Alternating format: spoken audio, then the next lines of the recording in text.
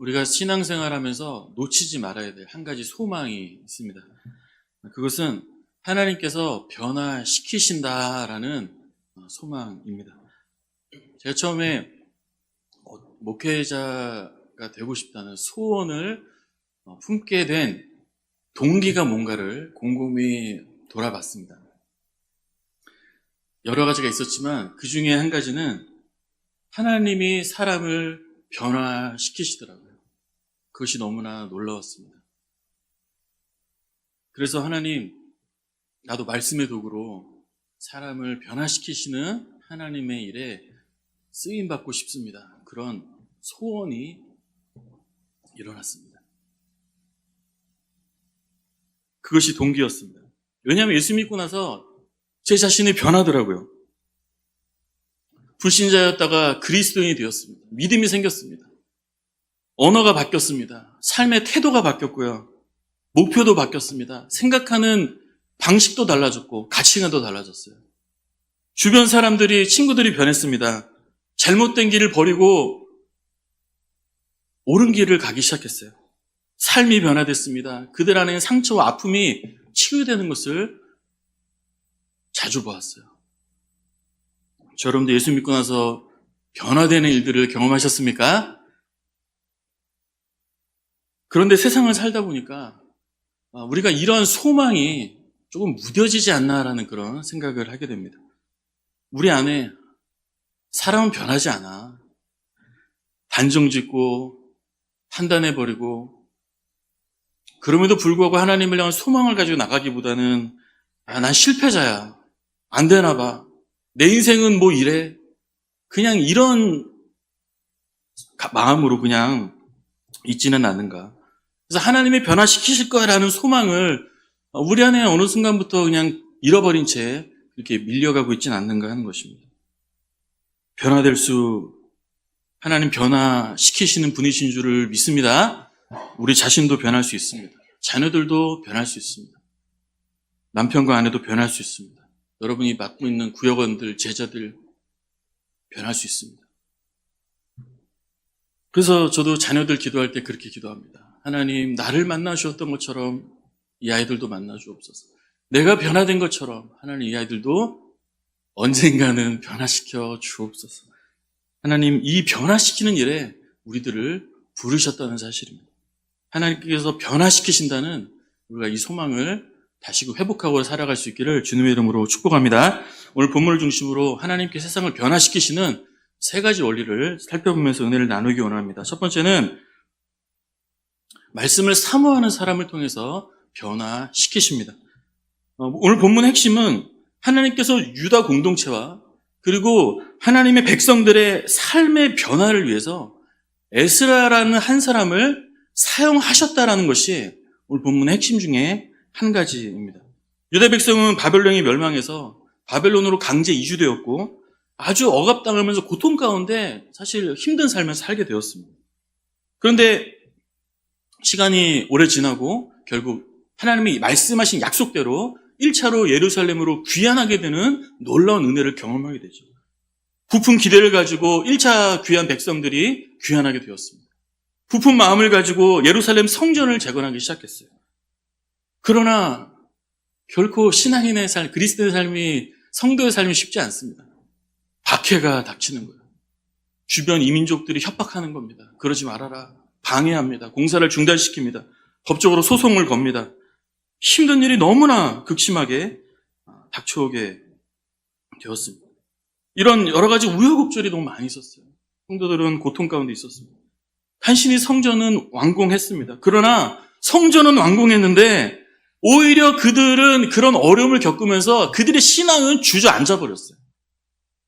변화가 필요할 수밖에 없는 그런 상태로 전락해 버렸습니다. 왜냐하면 성전 재건과 함께 영적인 부흥을 기대했을 거 아닙니까? 물질적인 풍요도 소망했을 거예요. 하나님의 약속대로 우리가 돌아간다. 그러나 주변 민족의 방해와 협박과 이런 폭력과 힘든 상황들이 닥치면서 기대감이라는 것은 점차 사그러들고 패배감마저 찾아오는 거예요. 우린 실패자가 아니야. 좌절해버린 것입니다. 거기서 소망을 잃어버리고 무너져버린 것이었어요. 뿐만 아니라 성전 완공 후에 거의 한 50여 년이 그렇게 흘러가 버렸습니다. 그 정도면 어떻게 됩니까? 1차 귀향민들의 핵심 멤버들은 다 죽은 거예요. 결국 그런 패배감 속에서 그들의 신앙이 전수되지 못한 채로 그렇게 50여 년이 지나버려요. 예루살렘에 있는 주민들의 상태는 결국 그런 모습이었습니다. 변화가 절실한 상태가 된 것이죠. 혹시 우리의 모습은 이렇지 않은가 하는 것입니다.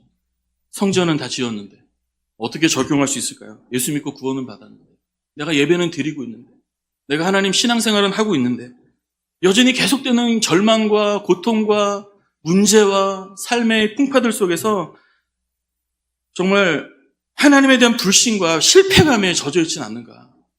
그냥 그렇게 흘러가고 있지는 않습니까? 나와 가정과 우리 공동체에 변화가 너무나 필요한데, 하나님이 변화시켜 주셔야 되는데 상황이 변하지 않아요. 그러니까 무력감에 빠지고 그냥 거기에 젖어 버리는 것이죠. 혹시 그러지 않는가 하는 것입니다. 에스라가 바벨론을 떠나 예루살렘에 도착했을 때 이스라엘 백성의 모습은 그랬습니다. 패배주의, 신앙이 무너지고 이방 민족과 그냥 스스럼 없이 결혼하고, 결국 그 다음 세대는 신앙이 없는 거거든요. 우상숭배하는 거거든요. 우상숭배 문화가 가득하고 성도의 삶이라고는 볼 수 없는 그러한 삶의 완전한 밑바닥까지 처해지게 되었던 것이죠. 그런 부모의 모습입니다. 그런 자식들의 모습, 그런 공동체의 모습이 되었어요. 삶이 무너졌습니다. 그래서 에스라는 이 사실을 알고 울며 통곡합니다. 에스라 9장 3절에 보니까 내가 이 일을 듣고 속옷과 겉옷을 찢고 머리털과 수염을 뜯으며 기가 막혀 앉아있으니, 이어서 백성들이 회개하고 돌이킬 수 있도록 촉구하고 가르쳤죠. 결국 하나님은 에스라를 통하여 하나님의 백성들을 결국에는요 변화시키셨습니다. 에스라의 손을 통해서 백성의 삶이 변화되었어요. 죄악된 그 길을 버리고 주님께 돌아왔어요. 이스라엘 공동체와 가정이 변화되는 은혜가 있었습니다. 예배가 회복되고 개혁되고 다르게 예배가 드려지는 그런 놀라운 개혁이 있었습니다. 그런데 오늘 성경은 이와 같은 변화는요 그냥 저절로 주어지는 것이 아니라 하나님이 찾으시는 어떠한 한 사람을 통해서 하나님이 역사하신다라고 그렇게 오늘은 말씀하고 계신 거예요. 그것이 바로 에스라고, 에스라를 조명하고 있는 것입니다. 즉 하나님의 변화시키심은 어떤 우리가 이런 방법이야라고 말할 수 있겠지만, 사실 방법보다는 준비된 한 사람이 중요하다고 주님은 가르쳐 주시는 것이에요. 다시 말해 방법보다 우리의 상태가 중요하다는 사실입니다. 그렇다면 에스라가 어떤 상태였길래 그는 변화시키는 사람으로 그렇게 쓰임받는 하나님의 사람이 될 수 있었을까요? 10절 상반절을 보니까 에스라가 여호와의 율법을 연구했다, 이렇게 성경을 기록하고 있습니다. 즉 성경은 에스라가 하나님의 말씀을 그는 연구하는 사람이었다라고 말씀하는 것이에요. 그렇게 살았기 때문에 하나님 그를 통해서 변화시키셨다라고 증언하는 것입니다. 오늘 여기서 성경을 연구했다, 이 연구했다라는 단어를 찾아보니까 어떤 뜻이냐면요, 찾다라는 뜻인데 찾다라는 뜻이고요, 자주 가다라는 뜻이 있습니다. 조금 특이했어요. 연구하다라는 뜻에 이런 뜻이 있는가? 찾다, 그렇죠? 자주 가다, 상세하게 찾기 위해서 자주 가는 것이었어요. 이것은 성도가 성경을 어떻게 다뤄야 되는지를 보여주는 것입니다. 즉 성경은 우리가 어떻게 다뤄야 됩니까? 자주, 그리고 상세하게 찾는 일이 우리가 성경을 대하는 태도라는 사실이죠. 어떻게 해야 되는지, 하나님 내가 어떻게 해야 됩니까? 하나님의 음성을 듣기 위해서, 하나님의 답을 찾기 위해서 자주 펼쳐야 하는 것이죠. 우리 예배 자리에 자주 가서 자주 하나님의 선포되는 말씀을 하나님의 말씀으로 받아야 합니다. 가정과 직장에서 자주, 아니 매일 성경을 퍼서 읽고 상세하게 묵상하고 그것을 들여다보고 주님의 뜻이 무엇인지 하나님 앞에 씨름해야 하는 것이죠. 하나님은 말씀을 연구하는 사람, 바로 이와 같이 말씀을 사모하는 사람을 통해서 변화라고 하는 이런 역사를 하나님이 행하신다라는 사실입니다. 사도행전 17장 11절 이하의 말씀 보니까 배려에 있는 사람들은 간절한 마음으로 말씀을 받고 이것이 그러한가 하여 날마다 성경을 상고함으로 그 중에 믿는 사람이 많고 또 헬라의 귀부인과 남자가 적지 아니었다라고 말씀합니다.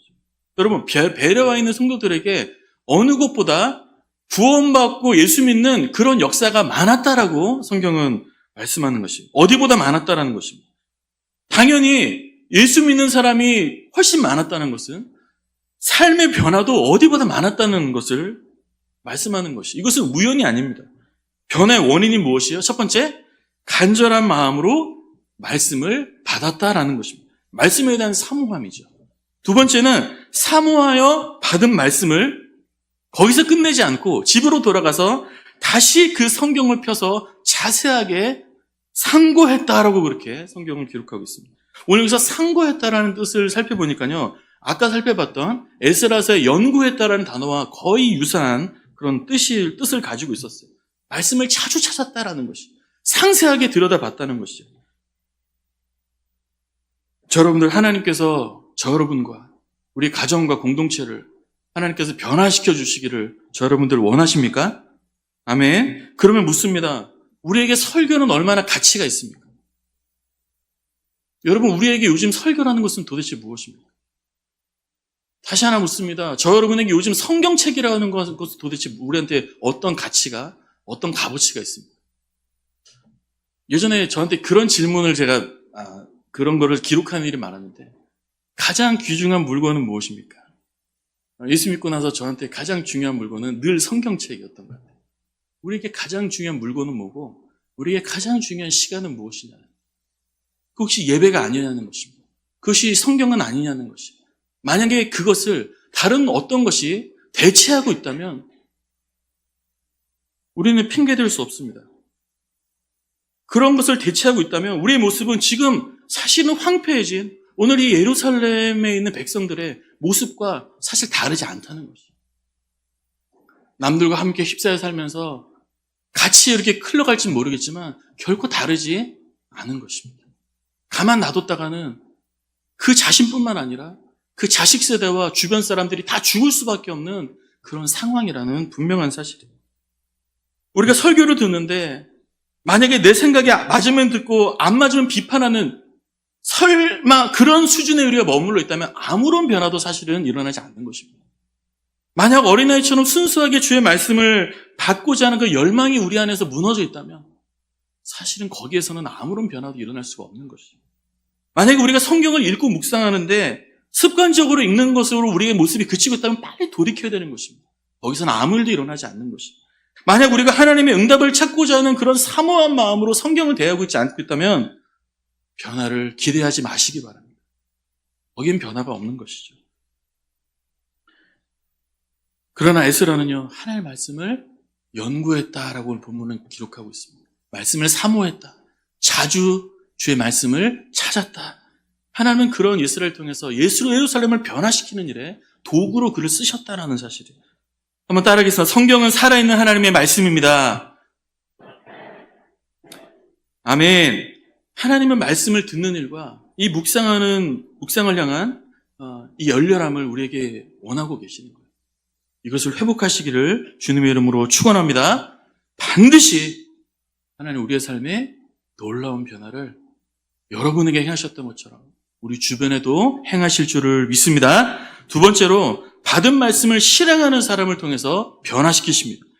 성경은 변화의 사람 에스라에 대해서 그는 단지 말씀을 자주 찾는 사람이라고 표현하는 게 그치지 않고 말씀을 실행으로 옮기는 사람이었었다라고 그를 증언하고 있습니다. 10절 말씀에 에스라가 여호와의 율법을 연구하며 어떻게 했다고요? 준행하며.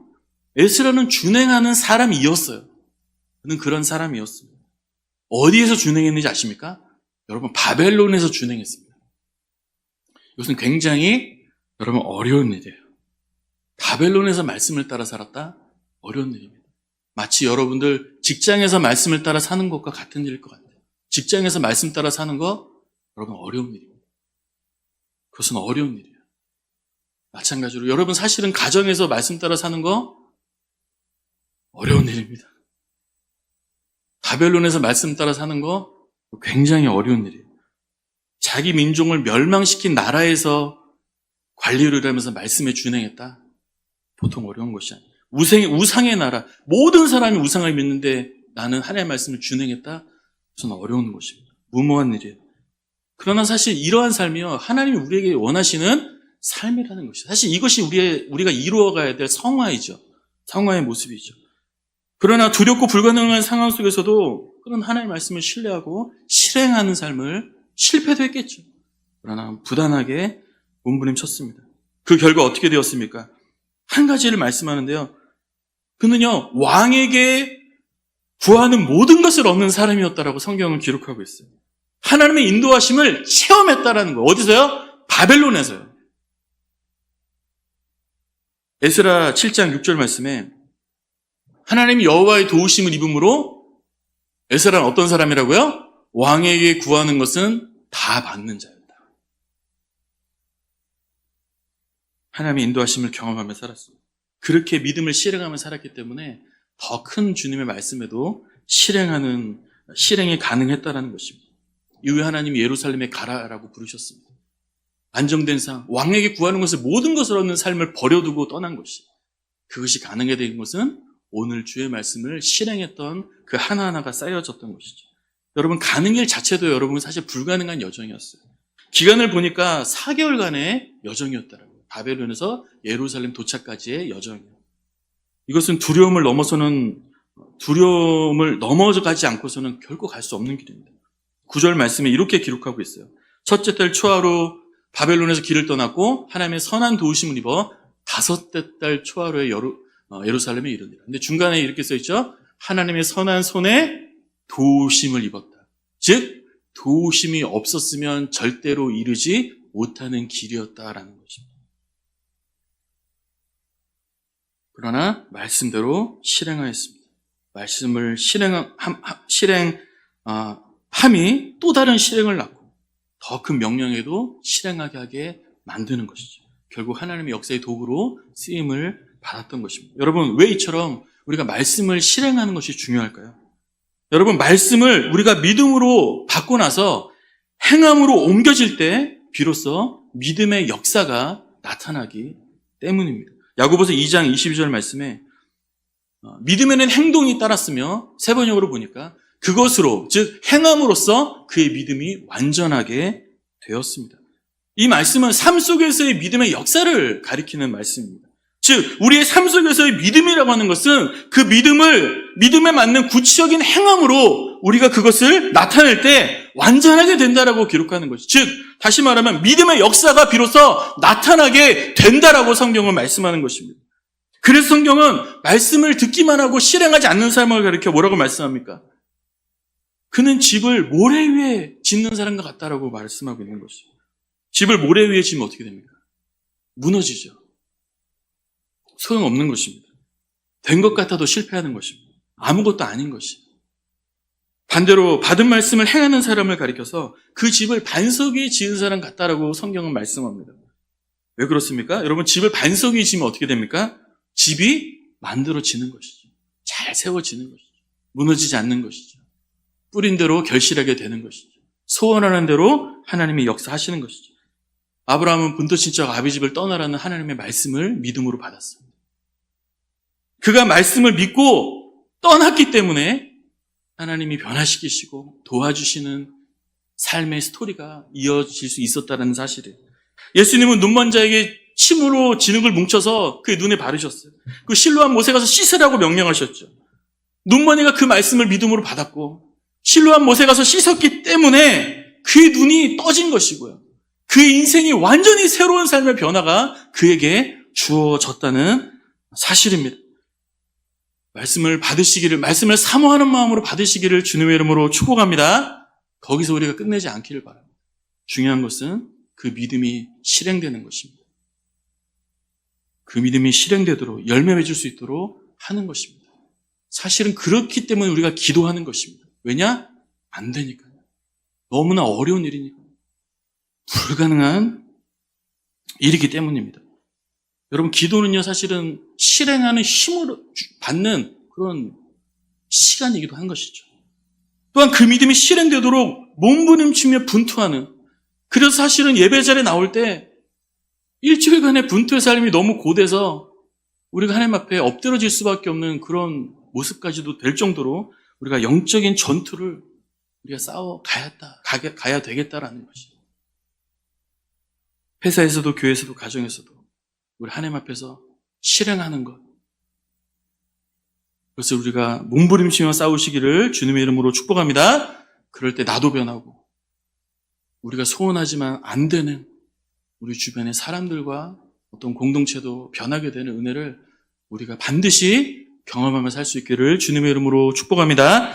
마지막으로 세 번째, 변화된 모습으로 가르칠 때 변화의 도구로 쓰임 받습니다. 하나님께서는 왜 에스라를 변화의 도구로 쓰셨을까? 돌아보면 에스라는 설교와 성경을 통해 하나님의 대답을 자주 찾았던 사람이었고요. 받은 말씀을 실행했던 사람이었습니다. 실행하기 위해서 싸웠던 사람이었어요. 이것을 통해 알 수 있는 것이 하나 있습니다.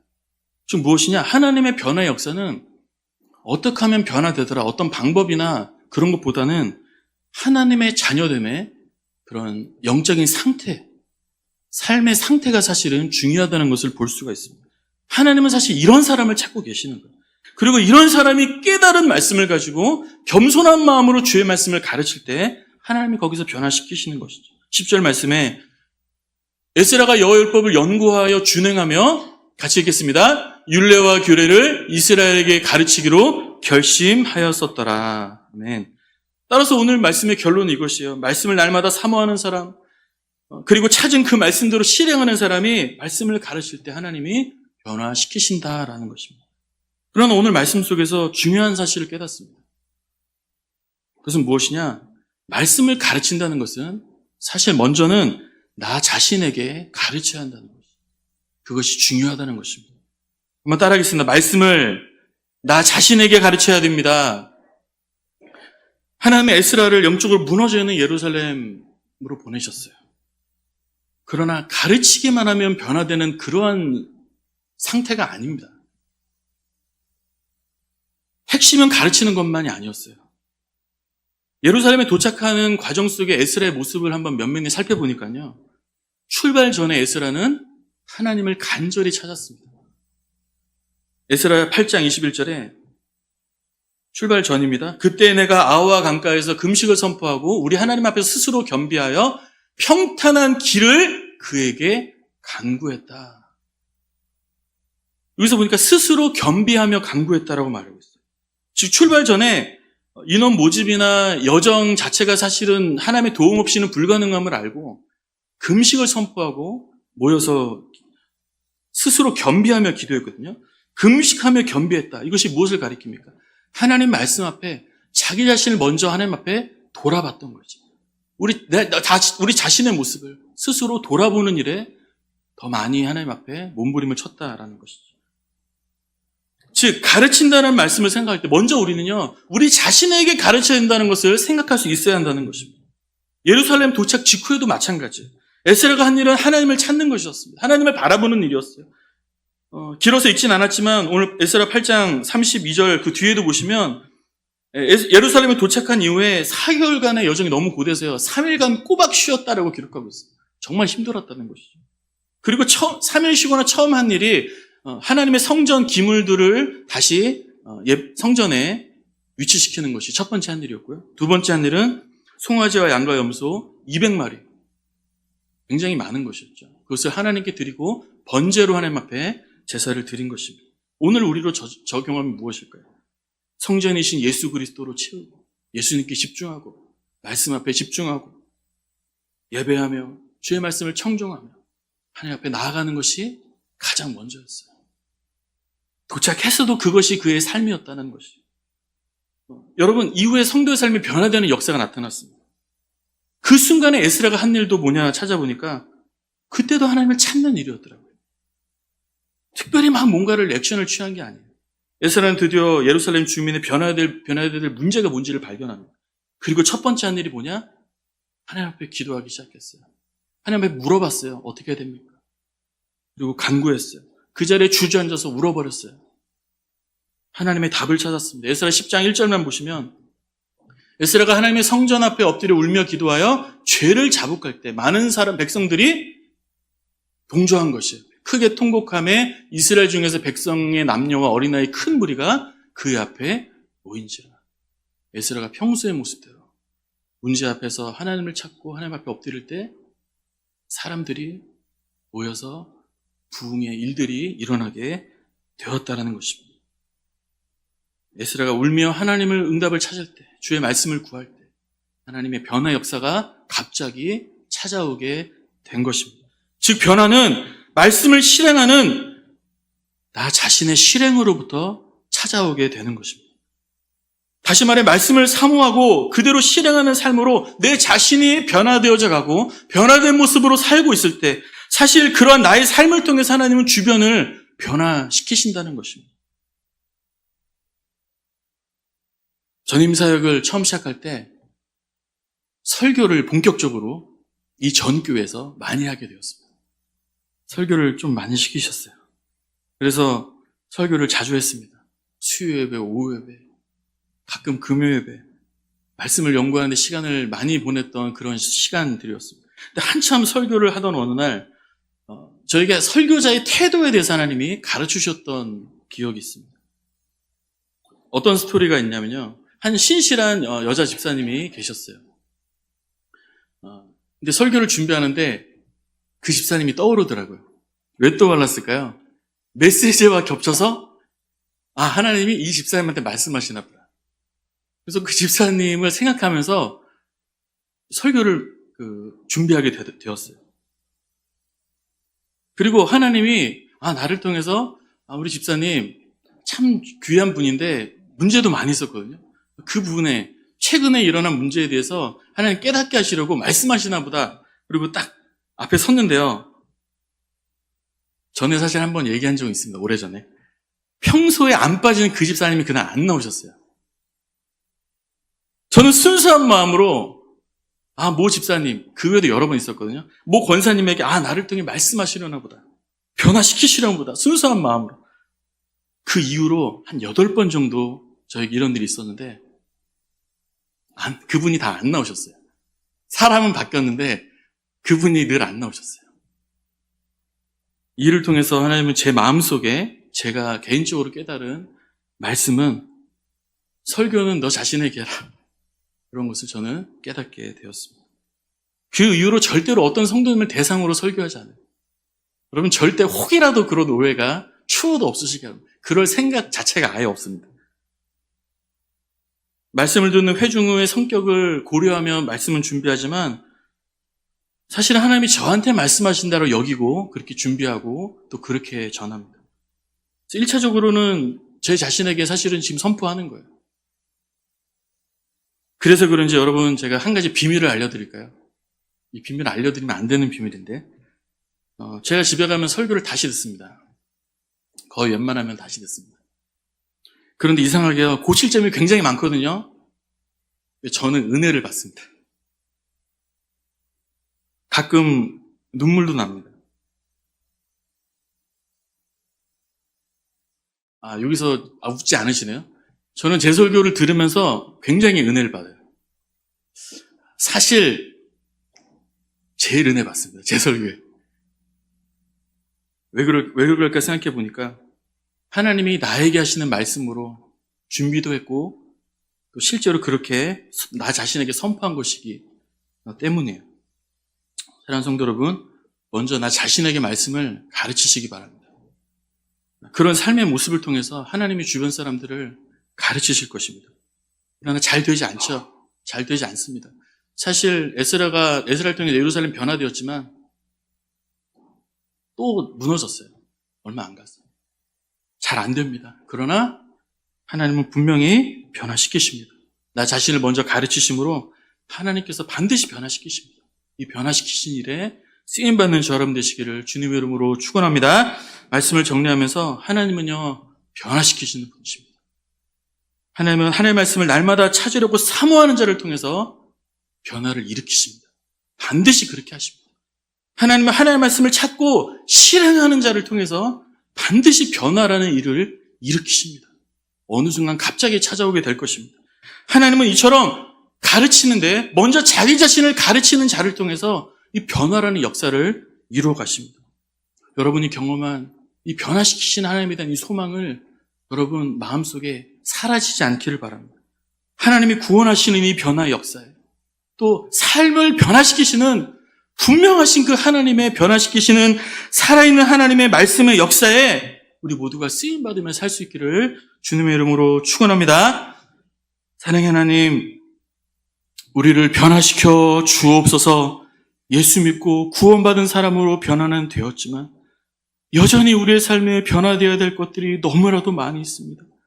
먼저 우리를 변화시켜 주옵소서. 이 땅에 살 동안에 다 변화되지는 못할 것이지만 주의 말씀을 사모하며 주의 말씀을 실행하기 위해서 세상과 타협하지 않고 몸부림치며 살아갈 수 있도록 우리를 도와 주옵시고, 실패도 늘 하게 되겠지만 다시 일어나 변화되는 그런 날마다 변화의 은혜를 우리에게 허락하여 주옵소서.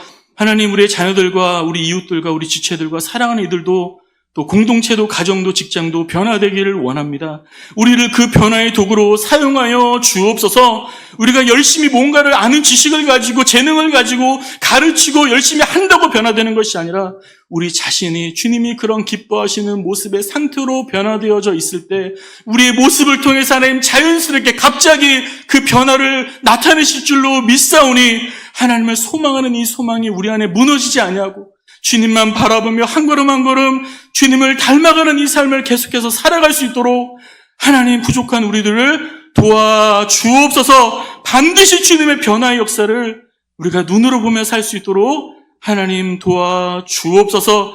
그렇게 이미 우리 안에 하신 주님, 앞으로도 그렇게 하실 주님을 기대하며 한 주간을 소망 가운데 살아갈 수 있도록 도와 주옵소서. 예수님의 이름으로 기도드립니다. 아멘.